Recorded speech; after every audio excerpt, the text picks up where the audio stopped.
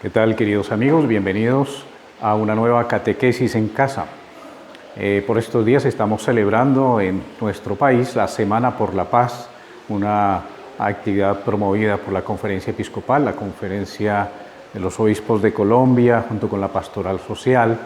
Se unen ya desde hace varios años para hacer una serie de actividades en donde se hable y se reflexione sobre la paz. Y por supuesto, un tema tan importante para la vida de la Iglesia y la vida del mundo, pues está también consignado en el Catecismo de la Iglesia Católica. Buscando en el Catecismo, en el quinto mandamiento de no matarás, hay un tercer apartado, después de hablar de la dignidad de la vida y el respeto a la vida, está la defensa de la paz. Y un primer subtítulo es justamente la paz. Y entonces nos habla pues de esos aspectos que son los que si no se cuidan, si no luchamos nosotros por defenderlos, pues entonces vamos a ser promotores de la guerra, de la violencia, vamos a estar en oposición a la paz. ¿Y cuáles son esos elementos? Nos dice el Catecismo, numeral 2302, que recordando el precepto no matarás, que está en Mateo 5:21, nuestro Señor pide la paz del corazón y denuncia la inmoralidad de la cólera homicida y el odio. Entonces la paz del corazón, que es donde nace la paz, no una persona que es agresiva, que es violenta, pues lo que hace es sembrar violencia. Y entonces en concreto, dice el Evangelio, siguiendo pues las palabras del Santo Evangelio, Jesús denuncia la inmoralidad de la cólera homicida y el odio. Entonces vamos a ver qué nos dice sobre cada una de estas actitudes que van en contra de la paz. Primero, la cólera es un deseo de venganza. Desear la venganza para el mal de aquel a quien es preciso castigar es ilícito. Fíjense ustedes, a quien es preciso castigar, o sea, a quien ha hecho algo mal, a quien nos ha hecho algo mal, sea pues entonces en el aspecto social en general, o sea a nivel personal. Alguien se ha portado mal y entonces nosotros como que caemos en cuenta que a esa persona pues hay que castigarla, hay que hacerle algo para que caiga en cuenta que aquello que ella realizó pues está mal. Pues entonces puede surgir en el corazón humano la cólera, que es un deseo de venganza. Pues esa venganza es inmoral, porque una cosa es castigar a quien merece un castigo para que se corrija y otra cosa es tener un odio hacia esa persona y quererle hacer mal.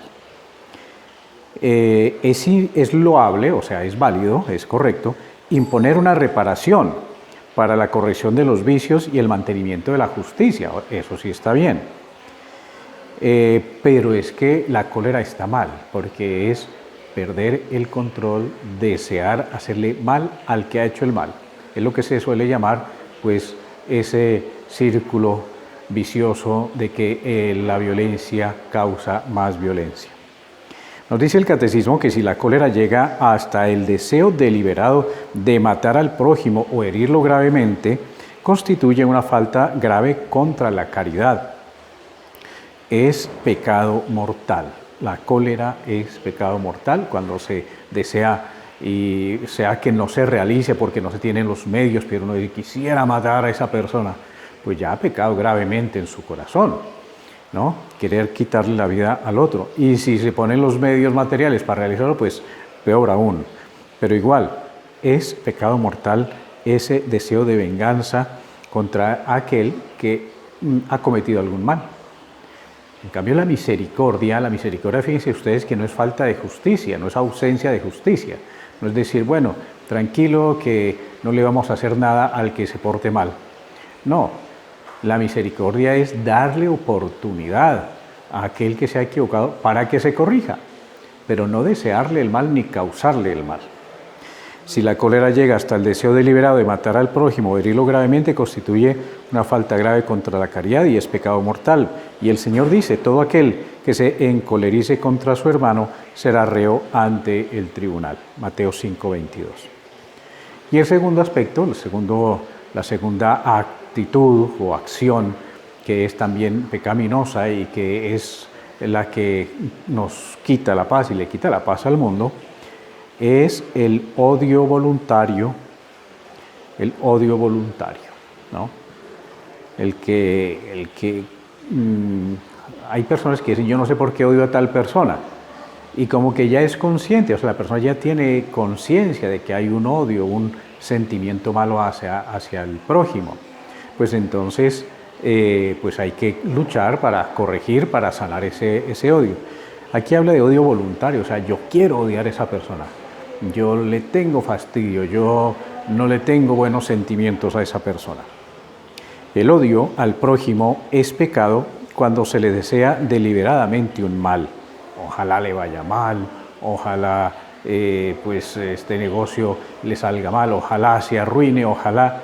Entonces, ese odio voluntario es pecado grave.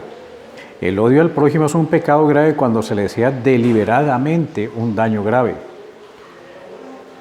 Nos dice Mateo 5:44, pues yo os digo, amad a vuestros enemigos y rogad por los que os persigan, para que seáis hijos de vuestro Padre Celestial.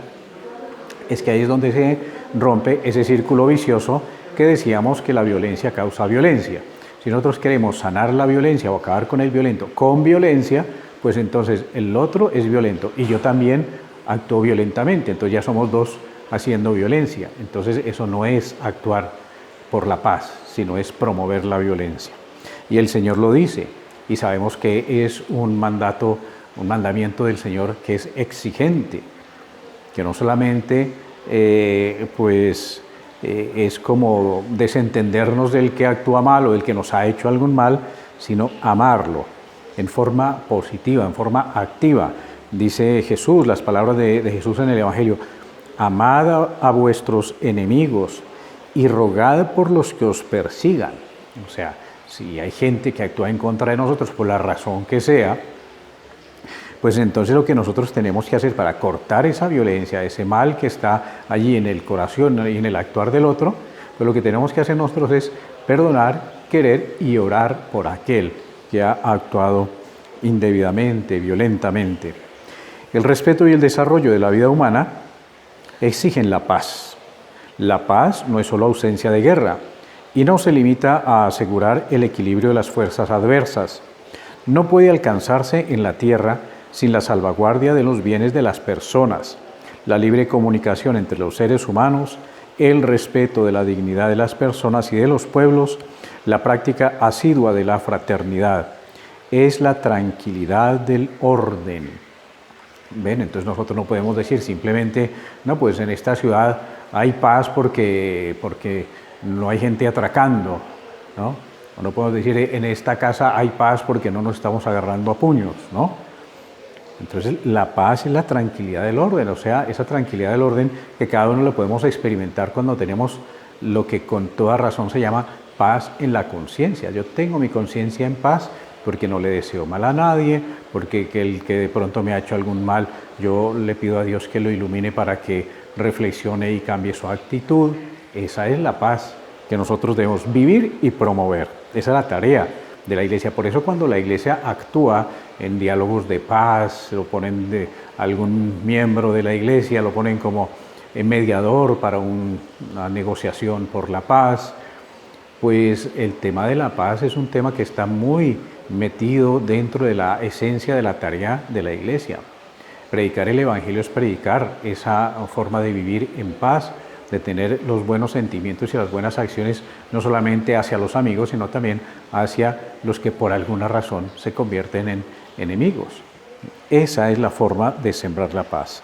Por lo tanto, la paz es obra de la justicia y efecto de la caridad. Se necesita que haya justicia. Entonces uno dice, bueno, ¿cómo va a ser justo que al que se haya portado mal lo queramos perdonar? Pues sí, es justo, porque así como él se equivocó, yo también me podría equivocar. Y entonces le doy otra oportunidad. Y si esa oportunidad es un acto de gran generosidad, pues quiere decir que es un acto de mucho amor y confianza en aquel que se equivocó para que pueda resurgir y corregirse.